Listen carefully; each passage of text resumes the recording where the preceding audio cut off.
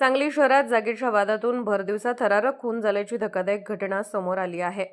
गोकुळनगर जवळील रमाई उद्यानासमोर असलेल्या पंक्चर दुकानाच्या मालकाची चाकूने वार करून हत्या करण्यात आली। या घटनेमुळे परिसरात मोठी खळबळ उडाली आहे। मृत व्यक्तीचे नाव शशिकांत उर्फ पप्पू शिवाजी धुमाळ वय 50 असे आहे। त्याचे गोकुळनगर परिसरात बालाजी टायर्स नावाचे पंक्चर दुकान आहे।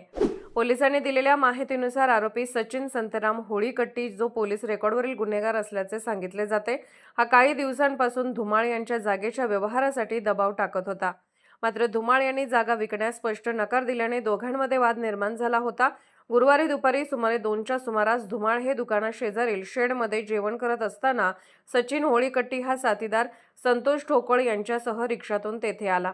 जागेच्या व्यवहाराबाबत पुन्हा बोलणी करण्यासाठी त्यांनी धुमाळ यांना बाहेर बोलावले। दोघांमध्ये पुन्हा वाद झाला। पोलिसांच्या प्राथमिक माहितीनुसार धुमाळ यांनी रागाच्या भरात कोयत्यासारख्या शस्त्राने सचिनवर वार केला। त्यानंतर सचिन आणि त्याचा साथीदार संतोष ठोकळे यांनी धुमाळ याच्यावर चाकूने हल्ला केला। धुमाळ याच्या मांडीवर, कमरेजवळ खोलवर वार झाल्याने मोठ्या प्रमाणात रक्तस्राव झाला। त्यांना वाचवण्यासाठी धावलेला त्यांचा मुलगा तेजस यालाही किरकोळ दुखापत झाली। गंभीर जखमी अवस्थेत धुमाळ यांना तातडीने शासकीय रुग्णालयात नेण्यात आले। मात्र अति रक्तस्राव झाल्यामुळे डॉक्टरांनी त्यांना मृत घोषित केले। दरम्यान धुमाळ यांच्या हल्ल्यात जखमी झालेला आरोपी सचिन होळीकट्टी याच्यावरही रुग्णालयात उपचार सुरू असून त्याच्या डोक्याला गंभीर दुखापत झाली आहे। त्याला 9 टाके पडल्याची माहिती समोर आली आहे। या प्रकरणातील दुसरा आरोपी संतोष ठोकळ हा घटनास्थळावरून पसार झाला असून त्याचा शोध सुरू आहे।